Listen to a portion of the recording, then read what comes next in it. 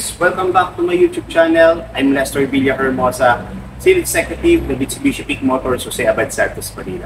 For today's video guys, nandito ako ngayon sa aming stockyard para i-present sa inyo ang aming mga unit. So guys, ang napili nating unit ngayon na ating i-review, ito yung ating 2025 Expander GLS Automatic Transmission. So graphite gray metal yung napili natin. So guys, samahan nyo ako silipin kung magkano rin yung kanyang SRP, discount, freebies, and then kung magkano ba yung magiging down payment nyo dito sa unit na to. So guys, ito, maganda tong video na to. Tapusin nyo to, then samahan nyo ako sa pag-review ng unit na to. So guys, tara. GLS Automatic Transmission sa kanyang ginagamit na salamin, screen laminated tube shield. And so guys, ang maganda dito sa ating ginagamit na salamin is nalilas nyo yung noise pagdating sa ating copy. So guys, pagdating naman dito sa ating grill niya, so naka-honeycomb grill na rin yung ating expander, and then so guys, may logo na rin tayo dito ng ating Mitsubishi logo. Then sa ating gilid, kung mapapansin nyo guys, both side yan, yung DRL natin, yung daytime running light. So guys, naka-LED na rin yan, and then turn signal light, nandito na rin ito. So guys, dito naman sa ating headlamps, naka-LED na rin. So, i-shape na rin yung headlamps natin, and then sa ating baba, mapapansin nyo, driving na rin yung kanyang fog lights, then naka-halogen siya.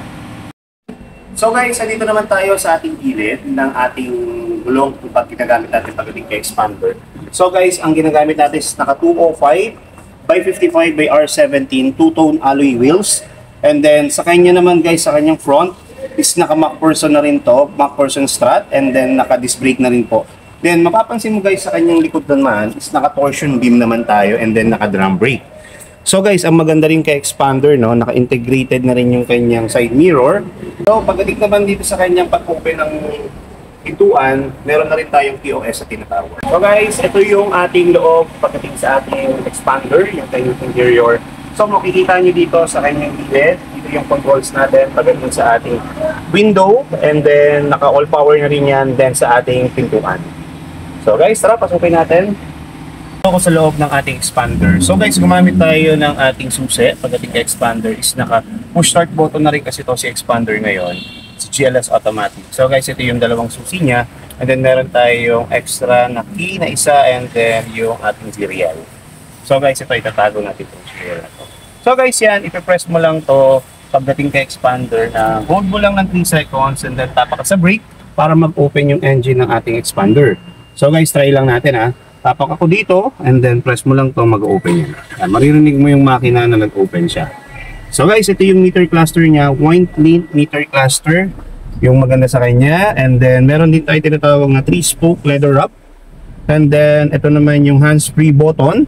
Dito natin makikita yung ating button pagdating sa ating infotainment. So pwede mo i-control siya like sa sounds, and then pwede ka rin lipat din dyan ng ibang mga move. So guys, ito mapapansin mo, meron tayong special dito sa kanya, yung cruise control na tinatawag. So guys, ito ang activated ng cruise control natin is 40 kilometers per hour yung ating activated yung ating cruise control. Makikita mo sa meter cluster, yan, makikita mo may lalabas na cruise. Once na nag-activate yan, and then pwede mo rin siyang i-cancel, or then tapak ka sa ating pinaka-brake. So guys, ito naman yung ating infotainment. So 9-inch na rin yung ating LCD, yung infotainment natin. So guys, ito, agree natin, nandiyan na lahat pagdating sa ating radio, pop music, and then Android na rin po, and CarPlay na rin yan. So guys, dito naman yung ating mga front, rear, then yung ating max cool. So lahat ng modes guys, and then yung sa aircon switch natin dito na rin, and then kung i-off mo naman, meron na rin to. So guys, take note, dapat lagi naka-open yan para yung pinakalamig ng ating sasakyan dito lang umiikot sa ating sa loob ng sasakyan. So guys, meron din tayo dito na 1.5 na 5 volts, and then dito naman is naka 5 volts na rin yung saksakan natin dito. Meron na rin. Okay, so guys, dito naman sa ating speed pagdating kay GLS Automatic, pagdating kay expander is naka 4 speed tayo. So guys, ito meron tayong park, reverse, neutral, drive, and then ito yung pinaka speed natin. So guys, electronic parking brake na rin, and then with auto hold na rin po tayo pagdating kay expander. So guys, overdrive meron na rin dito. So hindi natin pero nandito yung ating overdrive sa gilid. So yan, once gusto natin mag-overtake, pwede rin natin i-on yung ating overdrive. Okay, dito yan guys, makikita. So guys, meron din tayong 2 cup holders, and then center console, nandito na rin sa gilid natin. So meron din tayong extra din dito na storage pagdating sa ating mga sleeper. Pwede rin natin lagay dito. And then yung ating glove box, nandito na rin. Then meron din tayong airbags, dalawa. Then ito syempre yung ilaw natin pagdating kay expander. So guys, pagdating naman sa ating seat material, ang ginagamit ng ating expander is naka high block fabric na rin po. So ganun siya kaganda. Then hindi siya ganun kainit pag once na inupuan natin yung upuan pagdating kay expander. So guys, dito naman tayo sa likod ng ating expander. So guys, ang makikita mo sa ating taas, yung ating antenna is equipped na tayo ng fin type antenna. With spoiler na rin po ang ating expander. So guys, meron tayo sa kanyang rear tail light with helmet. Guys, makikita mo meron na rin tayo sa ilalim. Dito mo makikita yung camera natin sa ating backup camera. And then meron siyang silver accent dito pagdating sa kanyang rear bumper.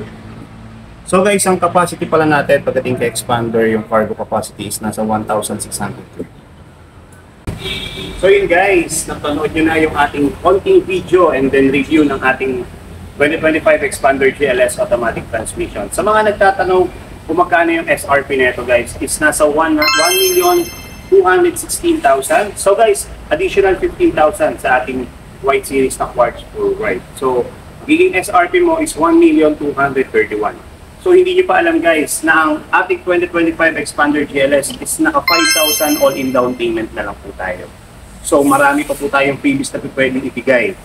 So sa mga karagdagang detalye na gusto nyong malaman kung paano mag-avail ng ating expander, message nyo ako sa aking mga social media account, sa aking TikTok account, Lester C, and then sa aking FB account is Lester C.